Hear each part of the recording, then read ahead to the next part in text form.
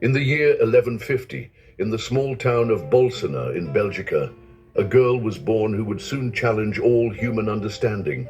Her name was Christina, and from the moment she was born, it was clear that she was destined for a life far beyond the ordinary. A life of extraordinary suffering, visions, and miraculous events that would become a beacon of hope for the faithful, and a testament to God's unyielding power. Christina's early years were marked by an intense piety that belied her age of the Lord's power. She began to experience even deeper visions, visions that revealed the very heart of God's plan for salvation, and that gave her an understanding of the mysteries of the afterlife that few could comprehend. One of the most powerful of these visions occurred when Christina was shown a glimpse of the Judgment Day. She saw the righteous souls, those who had lived in accordance with God's will, standing before the throne of God, basking in his eternal light. And she saw the souls of the damned, those who had turned away from the Lord, cast into the eternal fire, their cries of anguish echoing in her ears.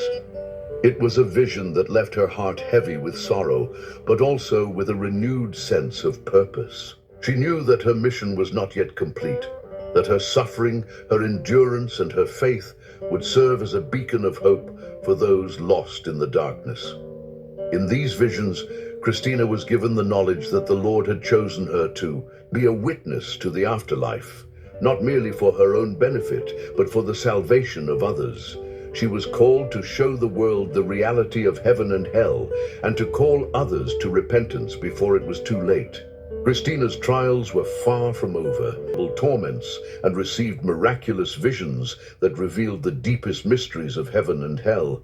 She was now entrusted with a divine mission, one that would... On that fateful day, Christina's breath grew faint, and it was believed that her soul had departed from her body.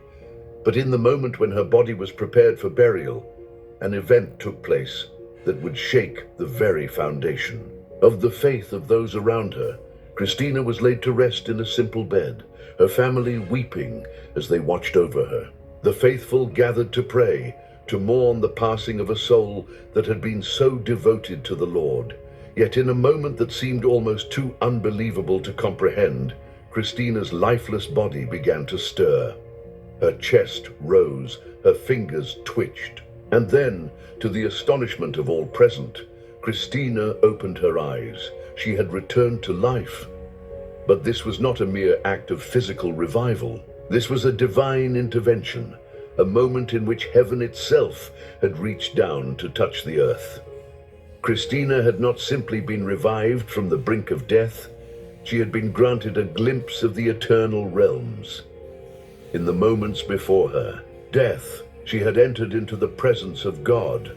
She had gazed upon the beauty of heaven, where angels and saints praised the glory of the Lord, and she had witnessed the suffering of the souls in purgatory, awaiting their final purification. Most terrifying of all, she had seen hell, the depths of despair where souls were lost in eternal darkness. But Christina's resurrection was not without purpose. The Lord had chosen her for a higher mission. She was not meant to die, not yet. She was meant to bear witness to the mysteries of life, death, and the eternal soul. She was meant to show the world that death was not the final end, and that the realms beyond the grave were not to be feared, but to be understood. Her miraculous return to life did not mark the end of her journey, but rather the beginning of a new chapter, for Christina's life would continue to be filled with visions. Visions of the divine, of angels and demons, of heaven's glory and hell's torment. And as she lived on, she would be a beacon of hope for those who suffered, a shining